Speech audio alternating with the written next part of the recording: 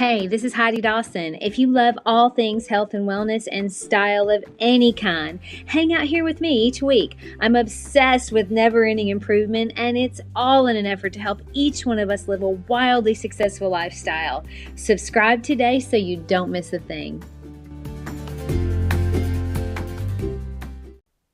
Hi, guys. Welcome to episode 318 of the Wildly Successful Lifestyle Podcast. Nice to be with you. Thank you guys for listening, and remember, share and subscribe and give me a 5-star rating if you're enjoying the episodes. It really does help me reach more people. All right, so my husband asked me what I wanted for Valentine's Day, and I told him that I wanted one of those Whoop straps. Have you ever heard of those?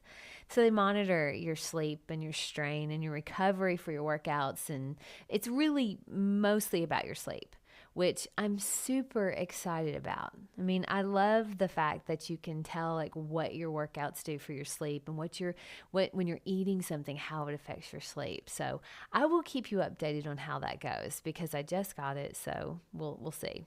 Anyway, what I love about my husband is that he wasn't even a bit surprised when I said that that's what I wanted. So the me from a few years ago would have wanted a fancy purse or fancy shoes, maybe jewelry. Now, don't get me wrong. I still love that stuff, but it's just not really on my main radar right now. I mean, I think it's because I realize that if you struggle with feeling worthy or you don't feel good about yourself inside, getting that high feeling from a new Valentino purse is appealing. But if you're like me, that feeling only lasts so long, and then you're right back having to deal with how you view yourself from the inside. And if you don't like that person, or you've lost that person, or maybe you don't even recognize that person, then constantly trying to fill that hole is like trying to nourish your body by eating potato chips. What I mean by that is you're never going to nourish your body by eating potato chips. And you're never going to fill that hole with another designer purse or another glass of wine or another vacation. Just like those chips, you'll simply want more and more. You'll think the next thing, that's going to do it. That's going to make me happy, or I'll feel worthy enough then. But it won't last. Why, though, can't we just be happy with who we are exactly as we are right now? I've given a lot of thought to that question, and I think I have an answer. Okay, it's because as humans, we're designed to want to thrive. We're designed to have continuous growth. And most of all, we're designed to be social creatures. So if any of those three things are missing, we aren't living up to our full potential. And if we aren't living up to our full potential, it's much easier to blame someone or something else, or just try to ignore it by distracting ourselves with Netflix and food and alcohol and stuff. But then that gets old too. So what do we do about that? Well, first of all, I would take inventory of where you are in those three areas. Are you thriving? Do you know how thriving would even look for you? Are you growing? And I don't mean your waistline. Is there an area in your life where you're learning new things, trying new things, stretching your abilities, stepping out of your comfort zone? And finally, do you have meaningful relationships? That's really the most important question of all three of those questions. Do you have meaningful relationships? I'm reading a book right now called The Good Life. And the thing that study after study, including one by Harvard that they have done over a course of over 50 years, they have all shown that the happiest people are not the wealthiest. They're the ones that have good relationships that are rewarding, either with family or friends or both, period. The people with strong, healthy relationships live longer, they're healthier, they're happier long term. I love knowing that. But all of those things are really needed to feel like you're living up to your potential as a human. I went through a phase about 4 years ago when I thought, we travel so much, I think I'll just stop working and be a housewife, which meant basically that my day would be working out and hanging with my dogs because all of my friends had day jobs, so I was alone a lot. But along with that, I had lost my purpose. I had no real purpose. And I kind of stopped growing in any area.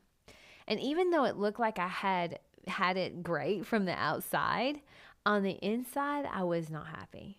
So I've been on a journey since then to really be the best that I can be. And along the way, share what I find with you guys in case it sparks an idea that might work for you as well.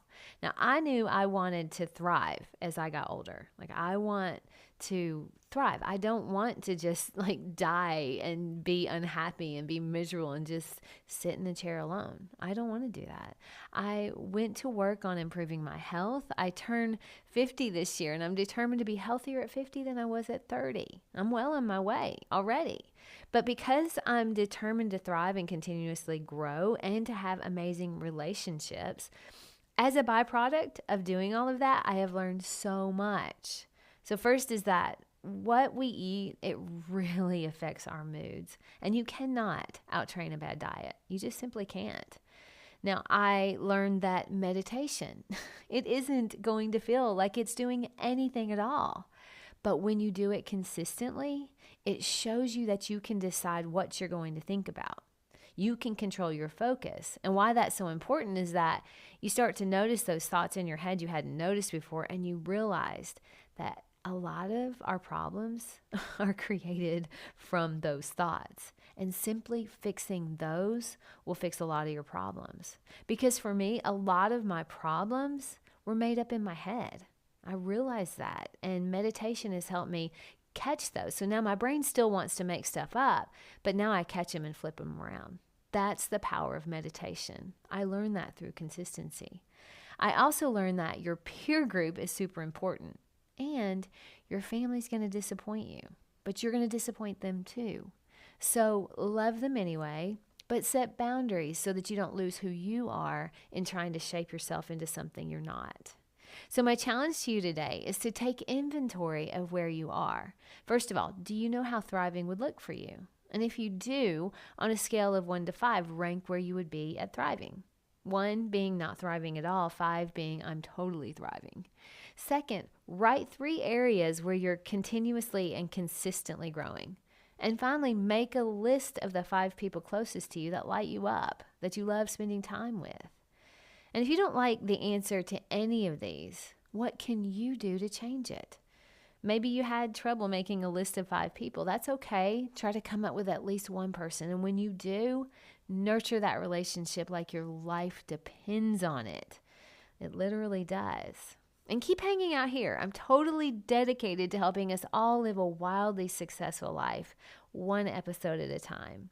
And you sharing helps me do that. So share this with 3 people today. I love you guys. I'll talk to you in a few days. Don't forget to subscribe and share with your friends because we're just going to keep going bigger and better places together. And I love that about us. Talk to you in a few days.